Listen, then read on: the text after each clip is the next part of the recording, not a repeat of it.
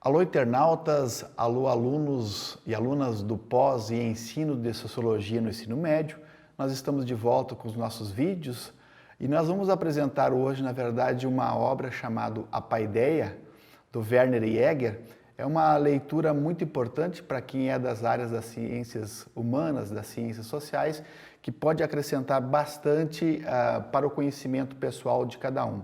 Na verdade, esse autor, Werner Jäger, ele é um autor, um filólogo alemão, que nasceu no ano de 1888 e faleceu no ano de 1961, com 73 anos, portanto. A sua principal obra, a sua pesquisa da sua vida foi chamada, na verdade, Paideia, e foi editado na Alemanha pela primeira vez em 1936 e no Brasil a sua primeira tradução foi publicada na data de 1966. Portanto, é uma obra que se encontra no domínio público, disponível na internet e também nas melhores livrarias e também bibliotecas você pode ter acesso. Essa, na verdade, é uma obra que você tem que ler com bastante... não se preocupar muito com a pressa, né? Se demorar na leitura, porque é uma leitura muito importante, substancial, que você vai fazendo uma certa reflexão sobre essa obra.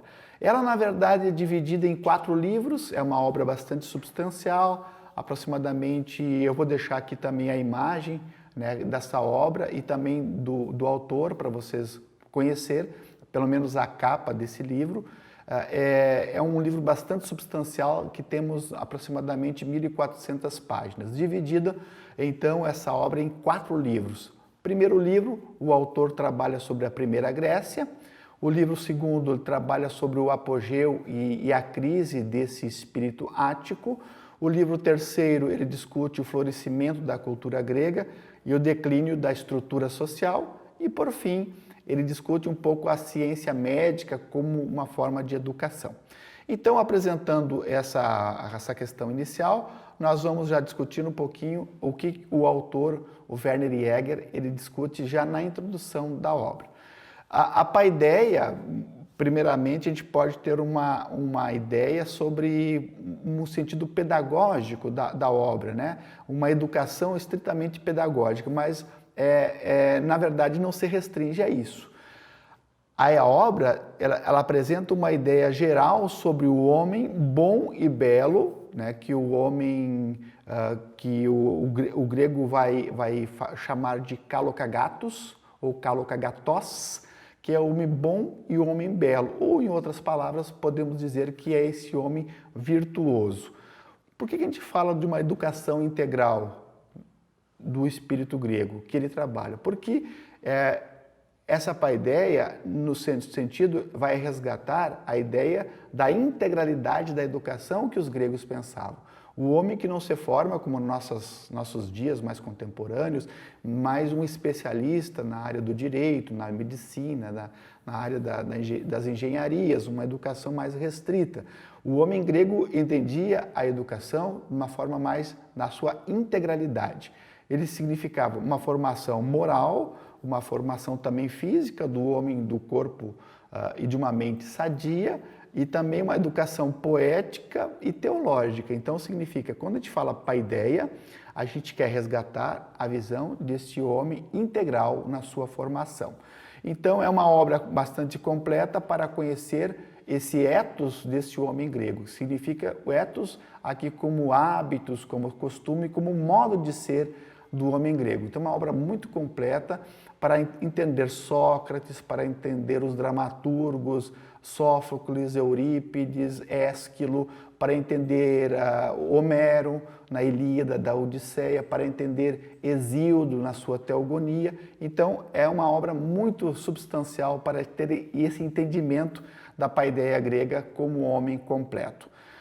Inicialmente, ele discute, na introdução, já apresenta esse filósofo Aristóteles, especificamente uma parte da obra A Política, em que Aristóteles fala aquela famosa frase que nós já lemos e ouvimos muitas vezes, que o homem é, por natureza, um animal político, que o homem é zoon politikon. Isso significa, Nós nascemos e convivemos, nós temos carência e necessidade da sociabilidade humana. Significa que nenhum de nós é uma ilha, ninguém vive isolado. Até tem uma frase muito comum também a gente ouvir, que quem vive isolado, quem vive sem a convivência dos outros seres humanos, diz Aristóteles, ou é uma divindade, ou é um selvagem, ou é um bruto. Significa que nós temos essa caracterização de viver em sociedade. Mas além de viver em sociedade, diz o Aristóteles, e aqui o Werner Jäger ele traz essa compreensão, as formigas e as abelhas também vivem em sociedade, diz Aristóteles, né? Mas o que nos diferencia propriamente dito das abelhas, das formigas, primeiramente, é esse senso do logos, do pensamento, da racionalidade. O homem é o único ser pensante, o único ser que constrói o conhecimento e transmite também o conhecimento. Uma outra frase da metafísica de Aristóteles diz que só o homem tem o desejo de conhecer, de produzir o conhecimento, produzir tecnologias. E significa o aspecto lógico da racionalidade nos diferencia dos demais seres do mundo.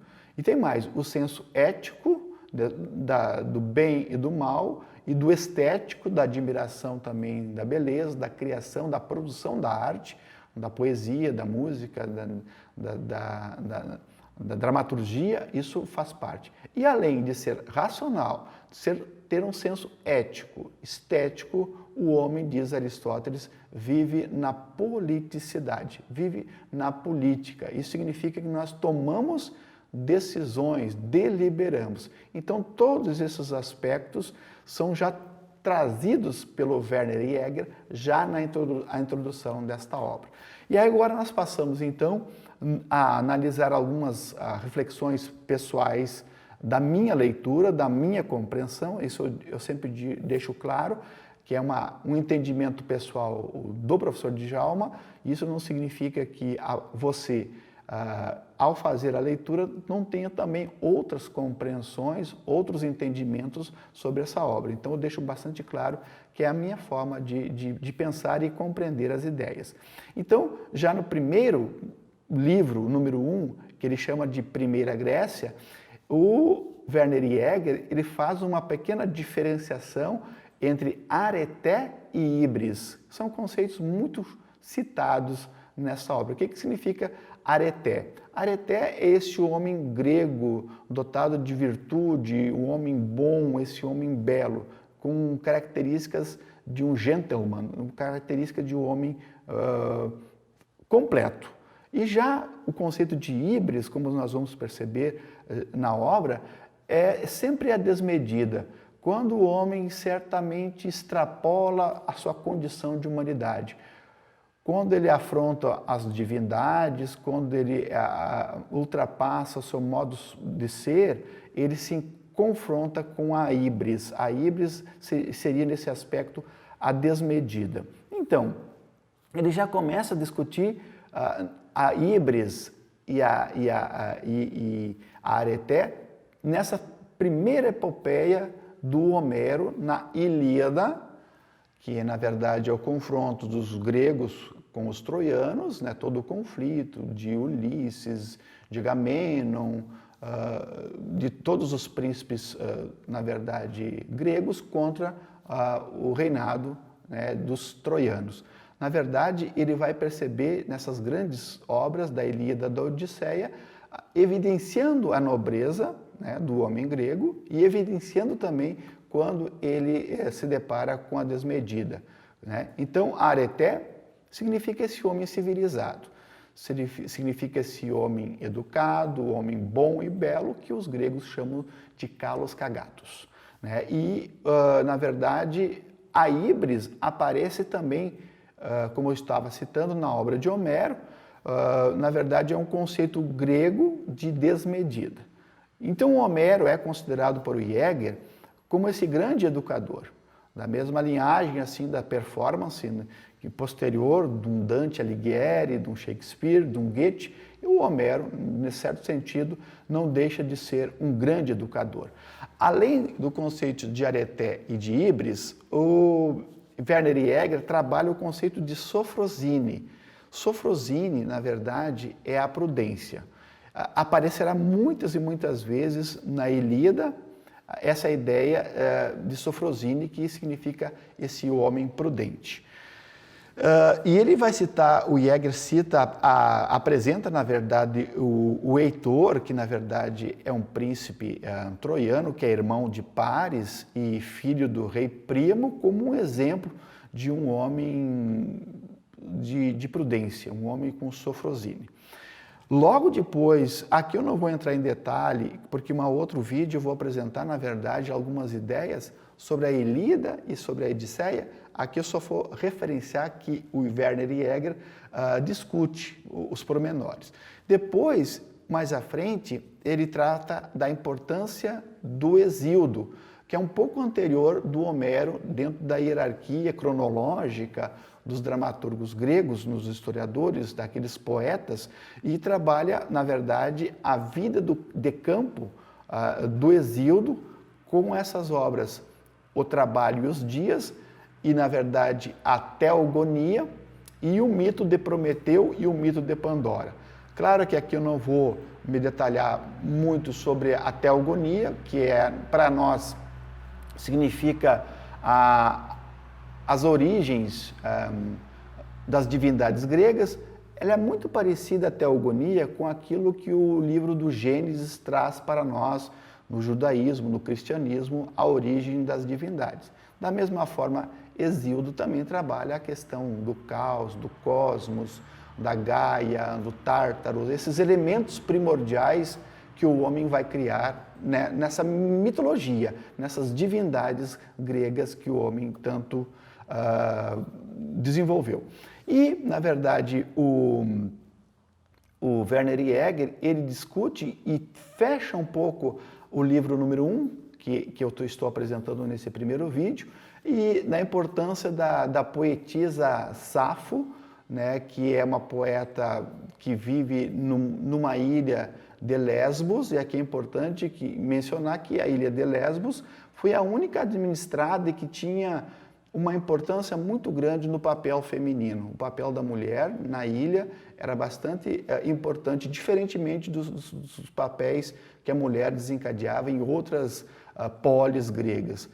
Claro que daí, ilha de Lesbos, nós conhecemos a palavra lésbica ou lesbianismo advém dessa ilha, mas isso não significa que todas as mulheres que viviam nessa ilha eram homossexuais, longe disso, só atribuído, na verdade, a essa ilha, a essa nomenclatura. E aí vivia essa poetisa Safo, que ela vai fazer poemas eróticos, mais ligados aqui ao amor eros de Platão, dedicados sim às mulheres, né? Então essa poetisa Safo, ela é a expressão da intimidade da vida individual, diz o Werner Jäger, e ele cita esta circunscrita, na verdade, ao mundo das mulheres, né? Ela está inserida nesse princípio, e assim como Platão, a Safo entende o Eros como aquilo que une as potências da alma humana. Salta aos olhos dos desprevenidos o paralelo entre o Eros platônico e o Eros sáfico. E aqui eu encerro essa aula, na verdade, esse vídeo número 1, com um pequeno poema da poetisa Safo. Diz ela, um título é A Amada. Ventura, que iguala aos deuses, em meu conceito desfruta. Quem junto de ti sentada, as doces falas te escuta. Goza teu mago sorrir, quando imagino em tal gosto minha alma um labirinto. Expira-me a voz nos lábios, nas veias um fogo sinto. Sinto os ouvidos zunir, gelado suor me inunda. O corpo se me arrepia, foge-me as cores do rosto. Como ao vir da quadra fria, entra a folha a desmaiar. Respiro a custo e já cuido que se esvai a doce vida. arrisquemo-nos a tudo, contra uma angústia insofrida, tudo se deve tentar. Safo de Lesbos. Obrigado pela atenção e até o próximo vídeo.